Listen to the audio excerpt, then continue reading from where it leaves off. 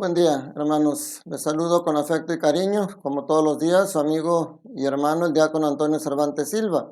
Soy diácono permanente en la parroquia Jesús Divino Maestro en Monterrey, Nuevo León, México. Y en este domingo, 1 de noviembre, vamos a meditar la palabra de hoy. Estamos celebrando la fiesta de todos los santos. Y hoy corresponde meditar la primera lectura, el libro del Apocalipsis, capítulo 7, versículos de 2 al 4 y del 9 al 14. En la segunda lectura estaremos meditando la primera carta de San Juan, capítulo 3, versículos del 1 al 3, y en el Evangelio es Mateo, capítulo 5, versículos del 1 al 12. Vamos a ver primero lo que podemos meditar de las lecturas y tratando de no alargarnos mucho, pues también ver esta fiesta de todos los santos. Vamos a ir viendo ambas cosas. En la primera lectura el libro del Apocalipsis es un libro que la gente le tiene miedo a veces porque las películas siempre que ponen el Apocalipsis hablan de destrucción. Pero ciertamente el Apocalipsis nos habla de lo que puede llegar al final de los tiempos, pero es muy esperanzadora. Aquí primero nos habla de algo que se ha dado un poquito para polémica y confusión porque algunas sectas o religiones hablan de un número determinado de personas que se van a salvar basados en el Apocalipsis. Dice que antes de la destrucción van a ser marcados en la frente aquellos que van a ser salvos. Y dice aquí, el número de los que habían sido marcados eran 144,000 procedentes de todas las tribus de Israel. Y algunos dicen que ese es el número de las personas que se van a salvar. Pero si así fuera, imagínense, todo el resto de la humanidad estaríamos perdidos. Incluso aquí dice que esos 144,000 solamente son de las tribus de Israel. Y aún muchos de las tribus de Israel no alcanzarían a estar dentro de ese número. Lo esperanzador para nosotros viene en el párrafo siguiente, que luego a veces la gente no toma en cuenta. Dice, vi luego a una muchedumbre tan grande que nadie podía contarla. Eran individuos de todas las naciones y razas, de todos los pueblos y lenguas. Esa es la promesa que Dios ha hecho desde siempre, pero que Jesús nos vino a todavía remarcar más. La salvación se extiende a toda la humanidad.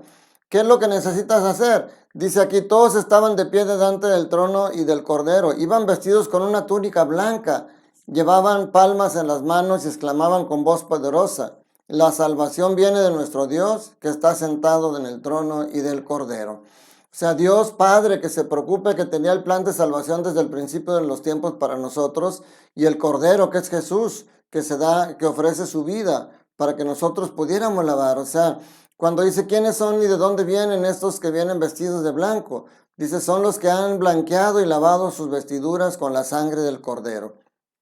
O sea, todos aquellos que recibimos a Cristo, que lo aceptamos, que nos purificamos, que nos reconciliamos y que nos lavamos con su sangre, somos todos aquellos que estamos teniendo esa salvación al alcance de nosotros. Y sobre todo, ¿por qué? Porque miren lo que dice San Juan en esta primera carta. Es algo que a mí me encanta y es tan hermoso, porque dice, no solamente nos llamamos hijos, sino que lo somos. Y como hijos verdaderos de Dios, no hijos directos, obviamente, el único que puede llamar Padre mío a Dios es Cristo, dice Santo Tomás Moro. Los demás le llamamos Padre nuestro porque somos hijos en el Hijo. Pero por ser hijos en el Hijo, tenemos esa herencia que el mismo Jesús nos trae, que es la salvación. Entonces, esa es otra de las situaciones del por qué tenemos derecho a alcanzar esa santidad. Incluso tenemos la exigencia de alcanzar. Todos estamos llamados a la santidad. Y dice San Pablo, dice San Juan en esta primera carta, que ahora somos hijos de Dios, pero aún no se ha manifestado cómo seremos al fin. Dice, o sea, nosotros ahorita estamos viviendo en este mundo en un cuerpo frágil, en un cuerpo imperfecto, y no se nos ha manifestado cómo seremos, porque al final, dice, ya sabemos que cuando Él se manifieste, vamos a ser semejantes a Él, porque lo veremos tal cual es. O sea, dice la palabra que seremos semejantes a Él y resucitaremos en un cuerpo glorioso como el suyo. Entonces, el apóstol San Juan sigue llevándonos esa tendencia a la santidad como hijos de Dios y a buscar esa perfección, que desde aquí vayamos acercándonos a vivir esa santidad. Y en el Evangelio empieza dándonos claves y señales. Dice, en aquel tiempo cuando Jesús vio a la muchedumbre, subió al monte y se sentó. Fíjense cómo Jesús Cuando ve personas en lo individual necesitadas, atiende la necesidad específica de cada uno de ellos. Vimos cómo sanó a una mujer encorvada, vimos cómo sanó a un hombre de hidropesía, hemos visto cómo sanaba paralíticos, cómo le devolvía la vista a los ciegos. O sea, en cada persona particular que veía necesidad la atendía. Pero aquí ve una gran muchedumbre y se compadece de ellos. Dicen otros pasajes porque los veía como ovejas sin pastor y empieza a enseñarles. Se sienta como un maestro que va a enseñar a sus discípulos y empieza hablándoles con lo que conocemos el sermón de la montaña o las bienaventuranzas. Aparte aquí cuando dice subió a la montaña, Mateo está hablándoles a los judíos y los judíos tienen el concepto del monte como lugar donde Dios se ha manifestado para ellos. Es subir y acercarse a Dios. Y entonces en las bienaventuranzas empieza a decirles, dichosos los pobres de espíritu porque de ellos es el reino de los cielos. Lucas solamente dichosos los pobres porque de ellos es el reino de los cielos.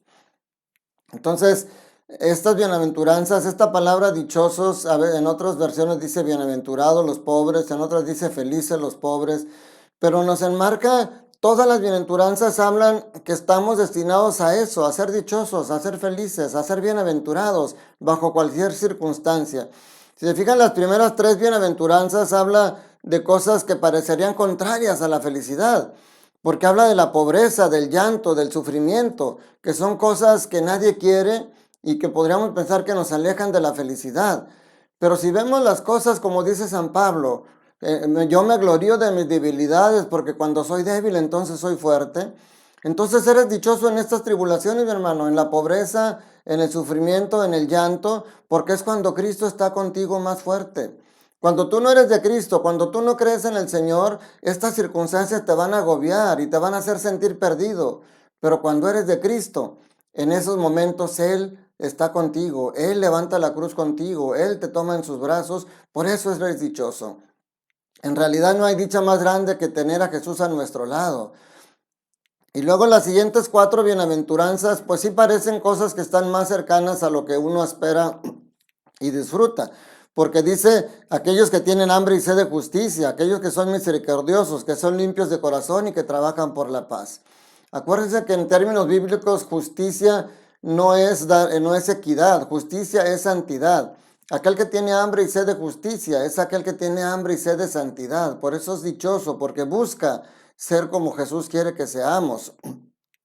Y si eres misericordioso, pues vas a obtener misericordia. Si eres limpio de corazón, vas a tener fuera de él odios, envidias, rencores, todo lo que te roba la felicidad. Por eso eres dichoso si eres limpio de corazón. Y si trabajas por la paz, pues imagínate, es lo primero que Jesús dice cuando resucita y llega con sus discípulos, la paz esté con ustedes. Ya hemos dicho que para lo que rompe la paz es la discusión, es la discordia, y para que haya una discusión, para que haya una pelea se necesitan dos personas. ¿Qué prefieres, tener la razón o estar en paz? Entonces, cuando trabajas por la paz, estás trabajando por tu felicidad y por la felicidad de los que están a tu alrededor. Y luego fíjense, la última bienaventuranza dice, dichosos aquellos de ustedes que serán perseguidos por causa de la justicia. Acuérdense, por causa de la santidad. Por supuesto, porque si tú buscas la santidad, estás en contra del aborto, estás en contra de la violencia, estás en contra del fraude, estás en contra de los placeres sexuales fuera del matrimonio.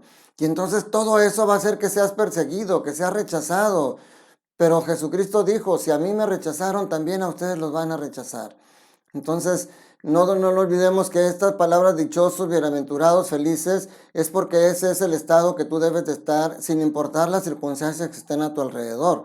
Y fíjense qué hermoso que dice tanto la primera primera bienaventuranza como la última. Fíjense la primera, dice, dichosos los pobres de espíritu porque de ellos es el reino de los cielos. Y la última, dichosos los perseguidos por causa de la justicia, porque de ellos es el reino de los cielos. O sea, el reino de los cielos es aquí. No vamos a esperar vivir esa dicha en el cielo. Allá va a ser la felicidad plena porque ya no vamos a tener llanto, ni dolor, ni enfermedad, ni fragilidad. Pero nuestra meta es vivir el reino de los cielos. La felicidad no debe ser un camino, no debe ser una meta, es un camino diario. La salvación No es en sí la meta final, es caminar durante esta vida en el lugar de la salvación. Y finalmente, mis hermanos, hablando de todos los santos, nosotros tenemos santos de altar que cada vez que corresponde, tenemos el día de San Agustín, de San Antonio, de San Francisco, de todos los santos que ustedes conozcan.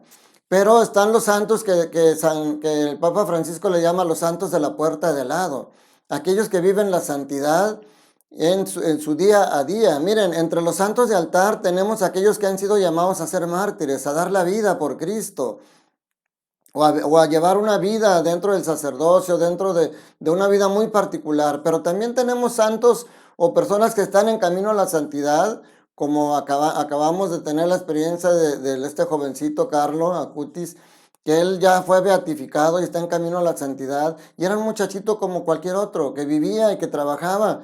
Igual Concepción Cabrera de Armida fue una mujer que era ama de casa con 9 hijos, y esa santidad la vivieron en la vida diaria. Entonces, la santidad no está solamente para los sacerdotes o para los obispos o para gente especial que Dios ha elegido. Nos ha elegido para llevar un tipo de santidad, pero todos somos llamados a vivir esa santidad. La santidad no es vivir libre de pecado, porque nuestra fragilidad nos hace caer. La santidad es luchar cada día en contra del pecado. Cuando me mancho, voy a la reconciliación a purificarme y a limpiarme. Y nuestra fe nos dice, fíjense, nosotros tenemos como católicos un concepto que es la comunión de los santos. Cualquier persona que ya ha llegado al cielo es un santo. No está en el altar, no son venerados, no son conocidos, son santos anónimos, pero que cada quien puede tener esa esperanza. Mi padre, que murió hace más de 30 años, yo tengo la esperanza y la fe en Cristo Jesús de que ya está en el reino de los cielos, y entonces Él es un santo. ¿Por qué? Porque ya no peca, ahora sí ya está en el grado último de la santidad, ya no peca. Él está allá y desde allá intercede por mí, porque acuérdense que si bien el único intercesor entre Dios y los hombres es Cristo, los santos interceden por nosotros ante Cristo, con María Santísima. Entonces cualquier persona que está en el reino de los cielos es santo. Y entonces nosotros estamos llamados, si estamos caminando para llegar, estamos encaminados a vivir aquí una santidad que sería la lucha en contra del pecado, para un día vivir la santidad plena en el reino de los cielos.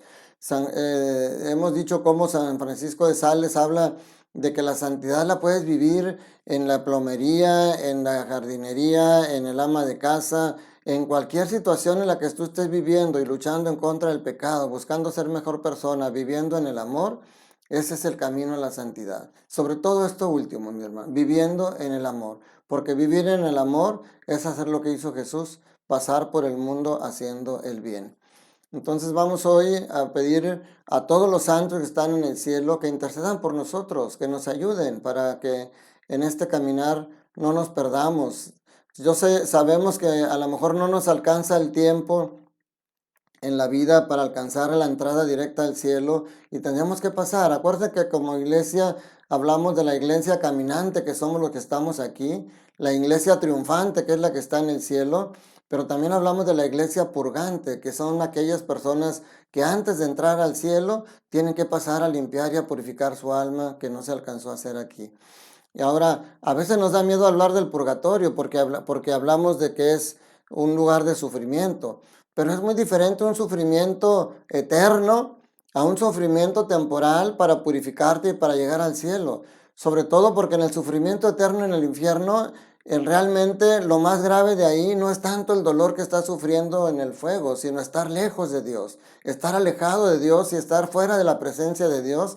Ese es el mayor mal que podemos tener. Y lamentablemente muchos aquí en la misma tierra, ellos mismos por iniciativa propia, dejan a Dios fuera de su vida. Y esos son los que pueden estar en peligro de llegar a perderse. Pero estar en el purgatorio, mis hermanos, si bien no es lo que todos quisiéramos, pero ya están salvados. Las personas que están en el purgatorio ya no se van a perder, simplemente están purificándose y un día van a llegar al reino de los cielos. Por eso nuestras oraciones por ellos son importantes para ofrecer misas, ofrecer oraciones para sacar almas del purgatorio, porque ellos se convierten también en cómplices nuestros, porque ellos estarán orando por nosotros en el cielo. Hagámonos comunión de los santos, mis hermanos, y caminemos de la mano del Señor haciendo el bien.